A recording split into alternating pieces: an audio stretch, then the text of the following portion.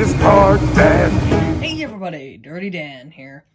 Today I'm going to show you how to service your Tyco Tender Drive locomotive. They made many different variants. This is a Chattanooga 280 edition. They made an 080. These are pretty easy to identify. You will see, if you look underneath the tender, you will see gears here. Now, there's a couple reasons you need to service these. One, if your locomotive, you run it very regularly, and it really does need a servicing. Also, is maybe you just got it and it doesn't really want to run or such, and it somewhat runs, but it just needs lubricated. Well, in today's video, I'm going to show you the entire guide to replacing traction tires, oiling this, and lubricating it with grease. Now, what you're going to need for this tutorial is Label 107 and Label 106. That's about it for the lubricants, and then you'll need a very small, fine-tip Phillips head screwdriver. I got these set at Ace Hardware. They're a very nice set of screwdrivers. I would recommend getting some of these. You can find sets of screwdrivers like these at your local hardware store or online for very cheap. You also want a small, but not too small, flathead screwdriver. And this is only really for removing a few things, but you don't need to undo many screws on this, so it's pretty simple. About anybody can do it. Now, without any further ado, let's jump right in. Now, the first step is taking your flathead screwdriver, and the way we remove this tender shell is you gotta be real gentle. But you will see underneath the locomotive, there is, let me get these out of the way, there is a little opening in the shell right there and right here.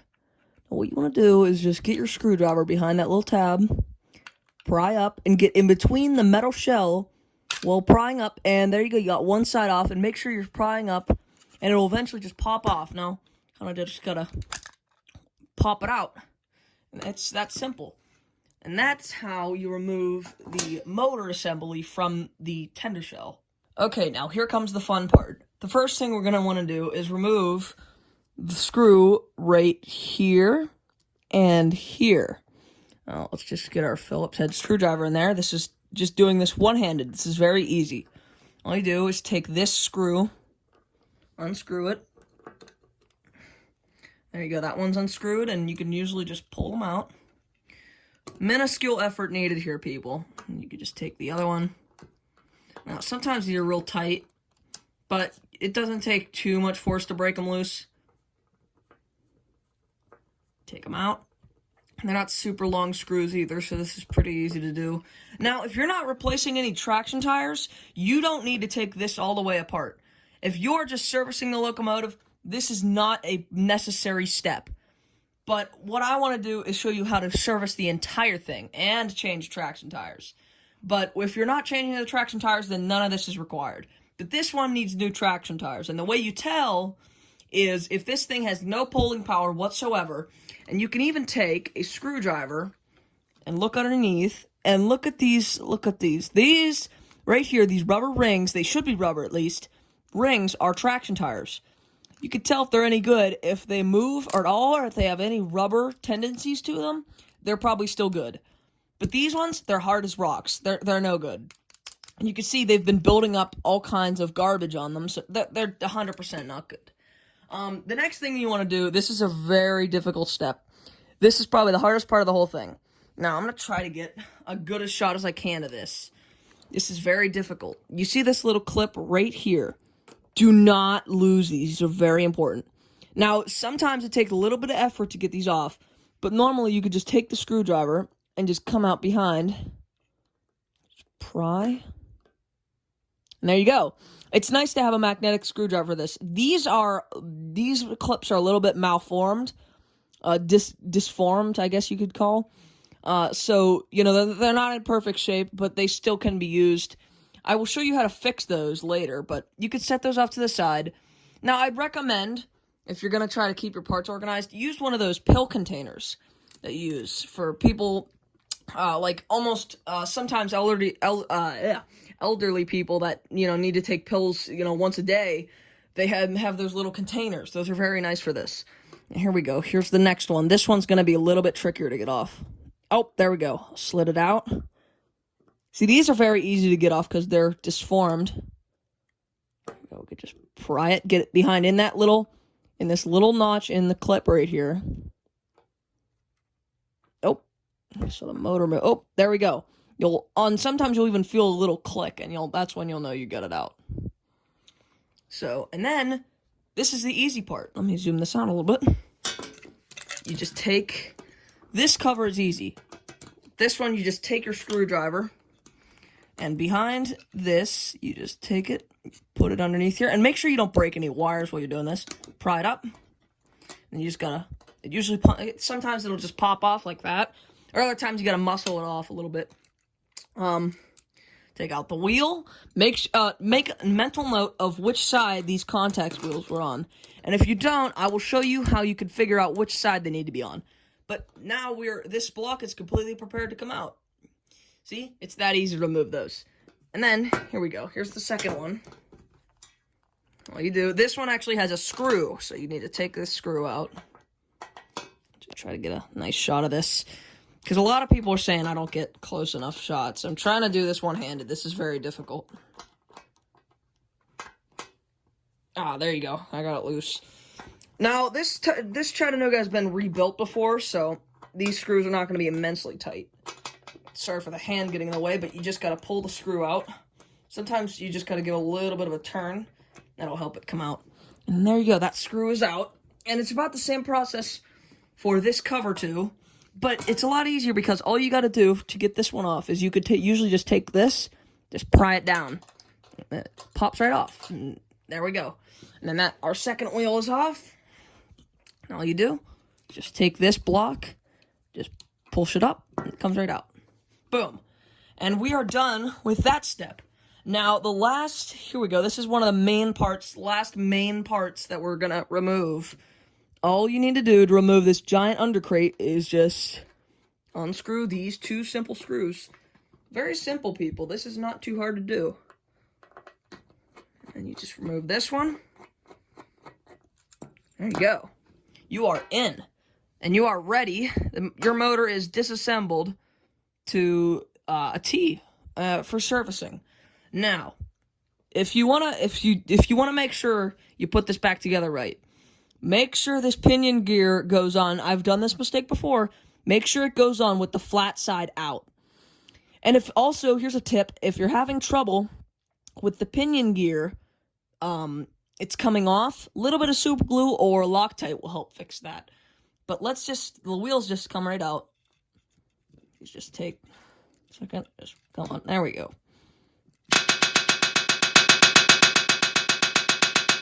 There we go. And then we could take our gear off here. You don't need to take all the gears off. But I'll show you how to take them all off. Now to get your pinion gear off, which is this silver gear right here, all you do is stick a screwdriver up underneath it. There you go, there it comes right off. Make sure you do not lose any of these parts as they are very important to the locomotive. And then all you do is do not use a screwdriver to pry these gears off. It will break the posts. You can usually just use your fingernails. If you have long fingernails like me who doesn't know how to cut fingernails, you can usually just take them off. And then there you go. There's all your gears removed. Now, let's get into changing traction tires because that is a very important part. And it's very difficult to do. So let's just, let me show you guys how to do that. First step to changing your traction tires is just removing the old ones. Which usually you can just get your screwdriver and just stick it up underneath or in between the traction tire and the wheel. Now these can be difficult to get off sometimes, which they're proving very difficult. Oh my gosh. Man, these ones are hard as a rock. No wonder these things are bad. Oh, we've almost got them out. We might have to cut these out.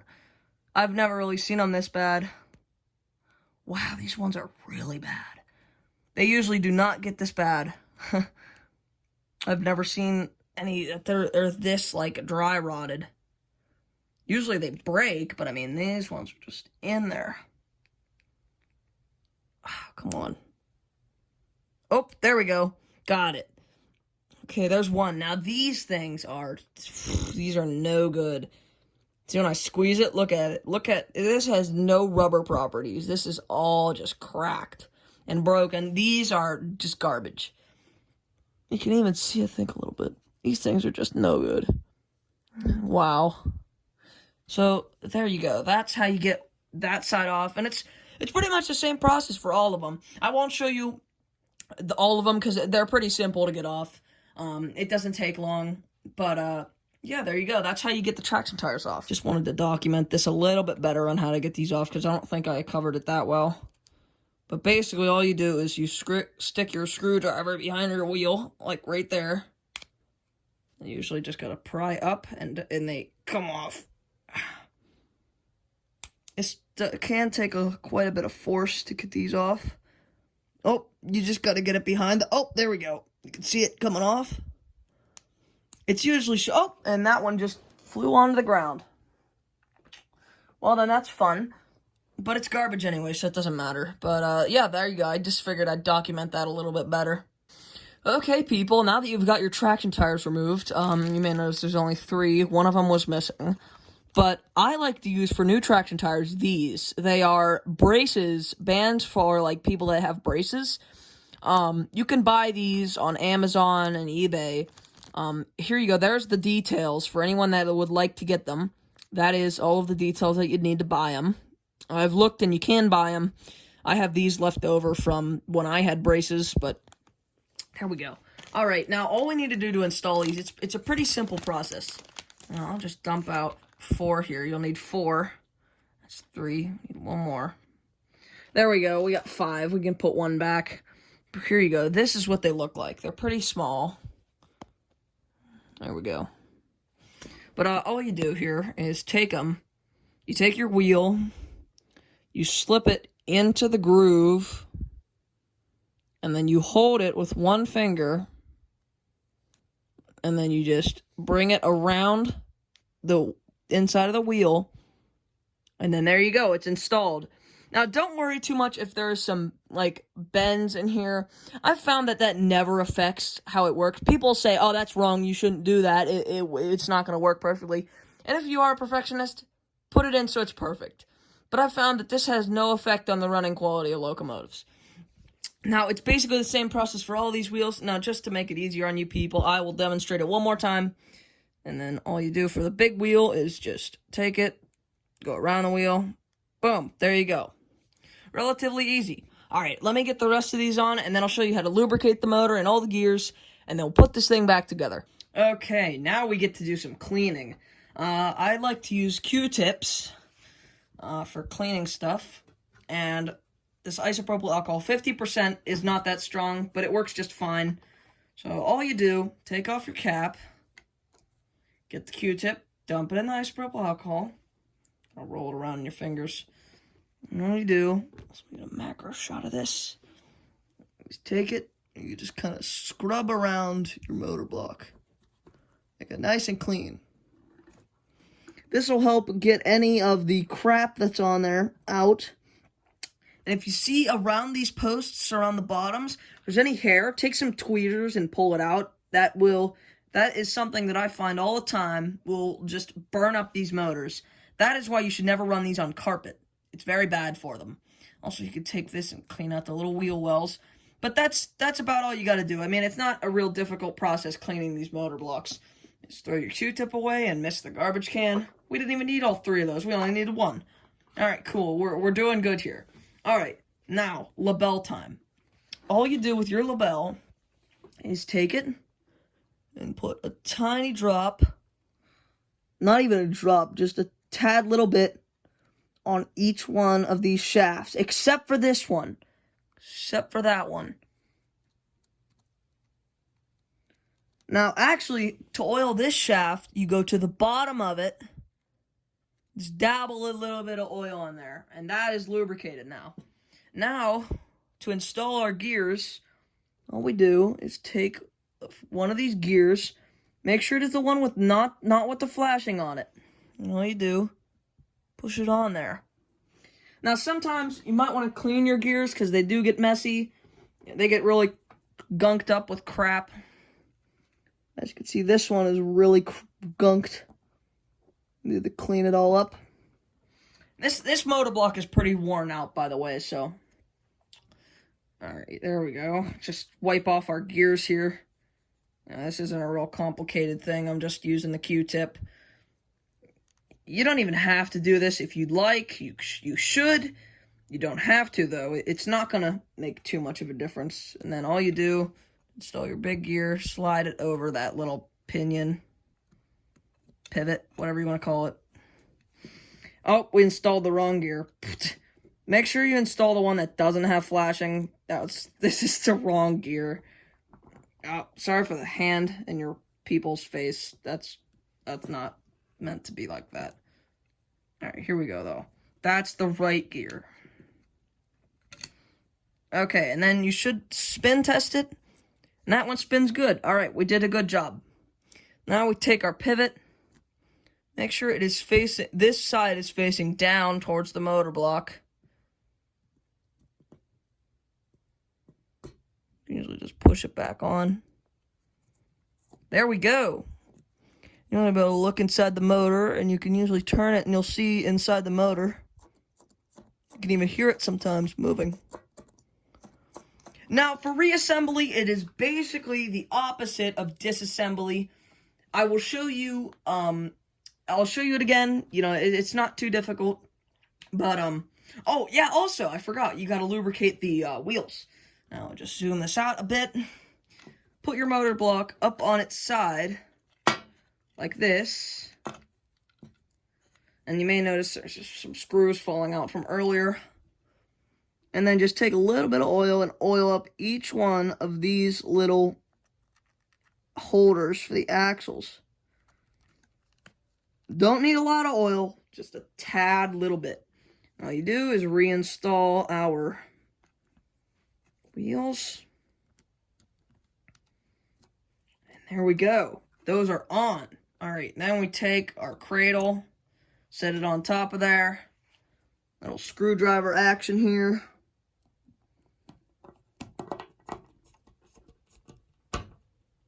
There we go. Awesome possum. This is going much better than it usually does. Okay, there we go. Alright. Our motor block is back together.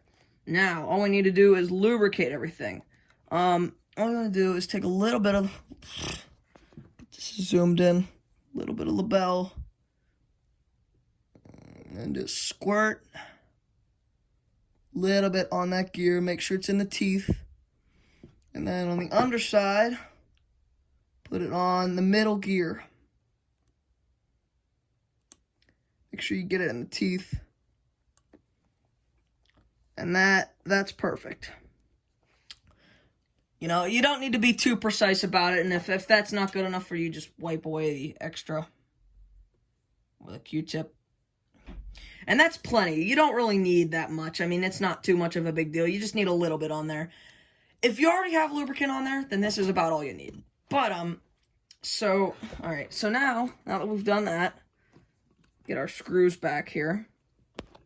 Now we can zoom out, and I like to install the one in the front first, 'cause it's easiest. I take that, and then we could just take our C-clip, which I think it's easier to install this C-clip, you know, first, and then we could take that away. And the C-clip disappears.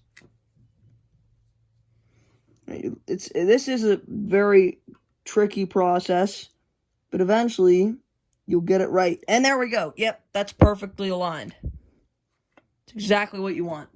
All you do is just push it.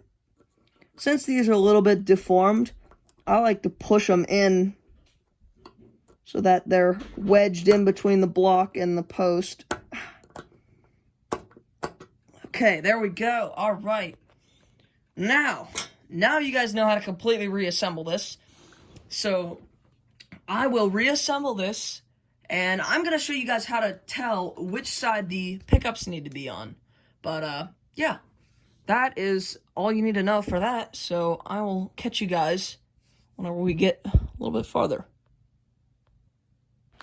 Okay, people, so say you're stuck and you forget which side the contacts go on. Look at your front set of driving wheels, and you'll see on one side there's a little copper contact. That is the pickup side on the locomotive. So what you do is you want to put this silver wheel on the opposite side of this pickup. So there you go. And then all you do to reinstall these, boom. And I really don't know why they put a screw on this back one. I mean, it doesn't really need to be there, but they still put it on, so I mean, I guess so. And there you go, just slide that. And just, boom. Now all you gotta do is just reinstall your screw, which is your last step.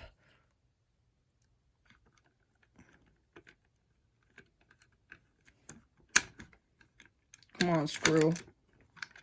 Oh no, is this screw not gonna cooperate with me?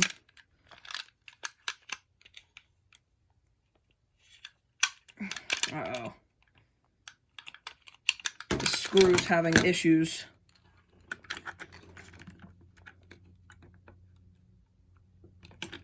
Oh, come on, really?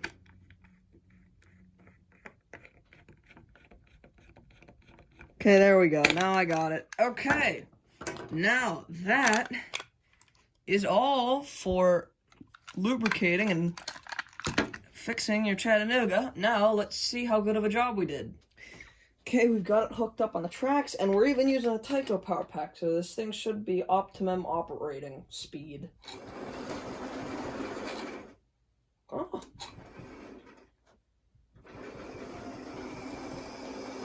Now that is good.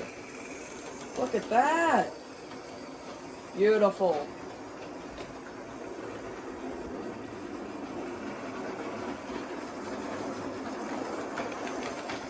Thing runs awesome.